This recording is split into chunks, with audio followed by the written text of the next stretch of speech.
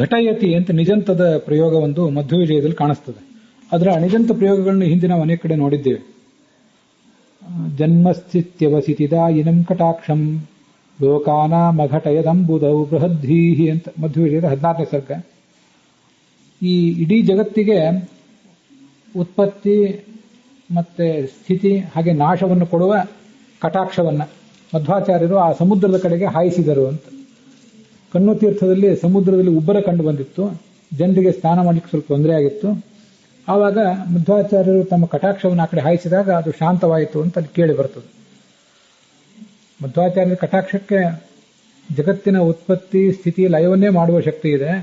ಅಂಥ ಕಟಾಕ್ಷವನ್ನು ಆ ಕಡೆ ಅವರು ಹಾಯಿಸಿದರು, ಬೀರಿದರು ಅಂತೆಲ್ಲ ನಾವು ಹೇಳ್ತೀವಲ್ಲ ಕನ್ನಡದಲ್ಲಿ. ಇಂಗ್ಲಿಷ್ನಲ್ಲಿ ಕ್ಯಾಸ್ಟ್ ಅಂತಾರೆ. ಹಿ ಅಥವಾ she caste A side glance ಅಂತ.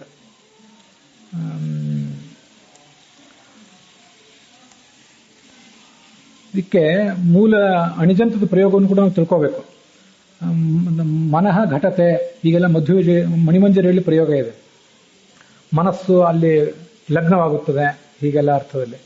ಹಾಗೆ ಘಟತಾಪಿ ಚಿರಂಕಾಲಂ ಅಂತ ಮಹಾಭಾರತದಲ್ಲಿ ಪ್ರಯೋಗ ಇದೆ. ತೀವ್ರ ಕಾಲ ನಾವು ನಮ್ಮನ್ನು ತೊಡಗಿಸಿಕೊಂಡ್ರೂ ಕೂಡ ಅಂತ ಹೀಗೆ ಅದಕ್ಕೆಲ್ಲ ಅರ್ಥ.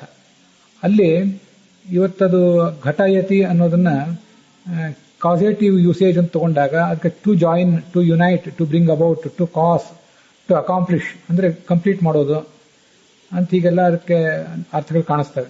Meaning he joins, he causes, he accomplishes, he brings together, ಹೀಗೆಲ್ಲ ಅದಕ್ಕೆ ಅರ್ಥಗಳು ನಾವು ನೋಡ್ಬೋದು. ಘಟ ಧಾತುವಿಗೆ ನಿಚ್ ಪ್ರತ್ಯಯ ಬಂದದ್ದು.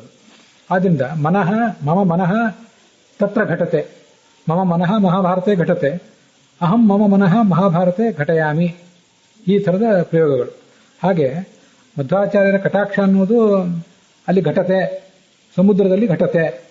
ಮಧ್ವಾಚಾರ್ಯ ಸ್ವಕಟಾಕ್ಷಂ ಘಟಯತಿ, ಹೀಗೆ ಆ ಥರದ ಪ್ರಯೋಗಗಳು. ಹೀಗೆ ಘಟತೆ ಅನ್ನೋದು ಆತ್ಮನೇ ಪದದಲ್ಲಿ ಪ್ರಯೋಗ ಇದೆ ಅಲ್ಲಿ ಮೂಲತಃ. ಅದಕ್ಕೆ ಮನಸ್ಸು, ಕಣ್ಣು ಹೀಗೆಲ್ಲ ಪ್ರಯೋಗ. ಒಂದು ಕೆಲವು ಕಡೆ ವ್ಯಕ್ತಿಯೂ ಕೂಡ ಘಟತೆ ಅನ್ನೋದಕ್ಕೆ ಕರ್ತೃ ಆಗಬಹುದು. ಘಟತಾಪಿ ಚಿರಂ ಕಾಲಂ ಮತ್ತೆ ದೈವಕೃತೋ ಮಾರ್ಗ ಶಕ್ಯೋ ಭೂತೇನ ಕೇನಚಿತ್ ಘಟತಾಪಿ ಚಿರಂ ಕಾಲಂ ನಿಯಂತು ಮಿತಿಮೇ ಮತಿ ಅಂತ ಮಹಾಭಾರತದಲ್ಲಿ ಸ್ತ್ರೀ ಪರ್ವದಲ್ಲಿ ಪ್ರಯೋಗ ಇದೆ.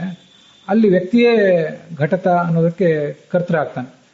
ದೀರ್ಘಕಾಲ ನಾವು ಏನನ್ನಾದ್ರೂ ಪ್ರಯತ್ನ ಪಟ್ಟರೂ, ನಮ್ಮನ್ನು ನಾವು ತೊಡಗಿಸಿಕೊಂಡ್ರು, ದೈವ ಏನನ್ನ ನಿಯಮಿಸಿದೆ ಅದನ್ನು ಮಾಡ್ಲಿಕ್ಕೆ ಆಗೋದಿಲ್ಲ, ಅದನ್ನು ಬದಲಾಯಿಸ್ಲಿಕ್ಕೆ ಆಗೋದಿಲ್ಲ ಅಂತ ಅಲ್ಲಿ ಬಂದಿದೆ. ಹೀಗೆ ಅದು ಘಟತೆ, ಅದರದ್ದು ನಿಜಂತ ಇಲ್ಲಿ ಘಟಯತಿ. ಮನಸ್ಸು ಘಟತೆ, ಹಾಗೆ ಚಕ್ಷು ಘಟತೆ ಅಂತ ಬಂದಾಗ ವ್ಯಕ್ತಿ ಅಥವಾ ಪುರುಷ ಅಥವಾ ಸ್ತ್ರೀ ಮನಃ ಘಟಯತಿ, ಚಕ್ಷು ಘಟಯತಿ. ವ್ಯಕ್ತಿಯೇ ಒಂದು ವೇಳೆ ಘಟತೆ ಅನ್ನೋದಕ್ಕೆ ಕರ್ತೃವಾಗಿ ಬಿಟ್ಟಾಗ ಅಲ್ಲೇ ವಿಧಿ ಪುರುಷಂ ಸ್ತ್ರೀಯಂ ಘಟಯತಿ ಸಂಸಾರೇ ಅಂತ ಹೀಗೆಲ್ಲ ಆಪದಿ ಘಟಯತಿ, ಸಂಪದಿ ಘಟಯತಿ, ವೇದಾಂತೇ ಘಟಯತಿ, ಹೀಗೆಲ್ಲ ಅದನ್ನು ಪ್ರಯೋಗ ಮಾಡಬಹುದು.